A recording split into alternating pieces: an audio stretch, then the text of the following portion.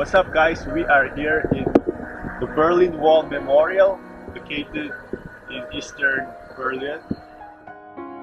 The idea of a memorial was suggested by the German Historical Museum on behalf of the federal government of Berlin, and architects Kohoff and Kohoff were commissioned to design it. On September 11, 2008, the Berlin House of Representatives approved the opening of the memorial on the anniversary of the day that the Berlin Wall fell. The memorial was divided into 4 areas: the wall and the death strip, the destruction of the city, building of the wall, and everyday life in the wall. At the corner of Gardenstrasse and Bernauer Strasse, a visitor center was opened. While on the other side, the outdoor area of the Berlin Wall was transformed into a memorial landscape. The permanent exhibition in the former border strip describes the area and the important events that took place there, placing them in historical context. It tells the stories of the people whose lives were restricted by the wall, who had moved because of it, and who aspired to get beyond it. Now let's take a walk. And if you want to know more about the history of the Berlin Wall, check out the description below. The wall and the death strip.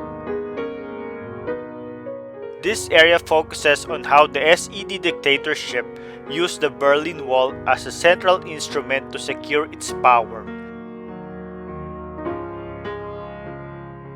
It shows the brutality of the border regime, how it functioned, and how it impacted the city and the people in the east and west. As part of the exhibition design, Bergstrasse, a street which was largely preserved beneath the border strip, was excavated and continues to be divided by the wall today. There is also a 70-meter stretch on the Berlin Wall with border strip and watchtower directly on Bernauer Strasse. The installation shows how the border was set up at the end of the 80s and gives visitors a lasting impression of the construction that once divided a country. This area also belongs to the St. Sophian Cemetery. To know more about the Bergstrasse and the St. Sophian, check out the description below. Lastly, this section also contains the Window of Remembrance, presenting the names, dates, and photos of 130 victims of the Berlin Wall. It serves as a place for individual commemoration.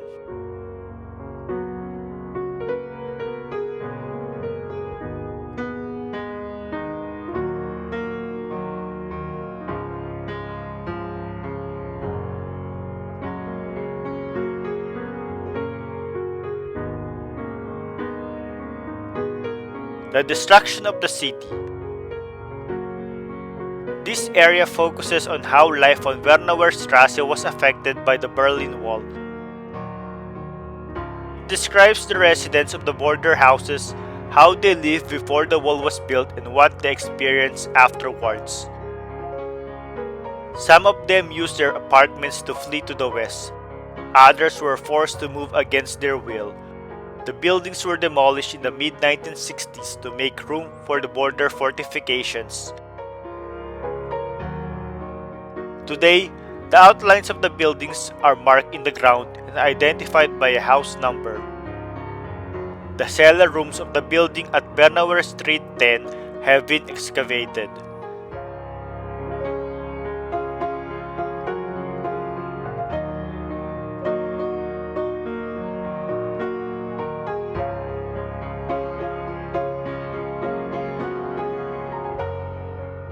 The Chapel of Reconciliation and the excavated foundations of a former apartment building whose facade formed part of the border wall until the early 1980s when it was demolished are also addressed in this section.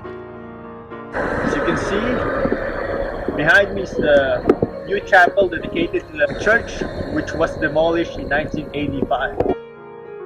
To know more about the Chapel of Reconciliation and the Bernauer Strasse, check out the description below. Building the wall.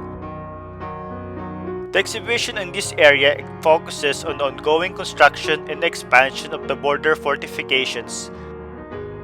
The focus is in the surveillance of residents living in the border area, but also on the role played by the many people who participated in the border regime, as employees in the civil administration, as informers, or as voluntary assistants to the people's police or border troops.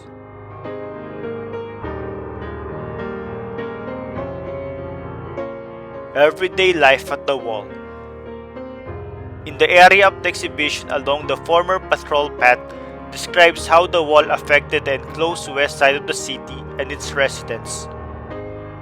Topics here include the state visits and vigils that were often used to draw attention to the wall around the city, as well as the east-west propaganda clashes that occurred at the wall. The daily routine of the border soldiers, Western allies, and the West Berlin forces at the wall is also described in this section. The northern wall bears the inscription "In memory of the city's division from August 13, 1961 to November 9, 1989, and of the victims of communist tyranny."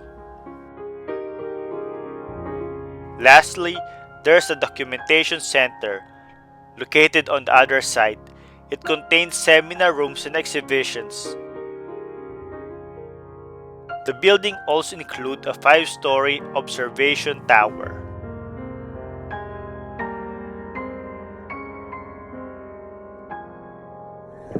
So guys, I hope you enjoy our tour of the Berlin Wall Memorial. So next time, bye.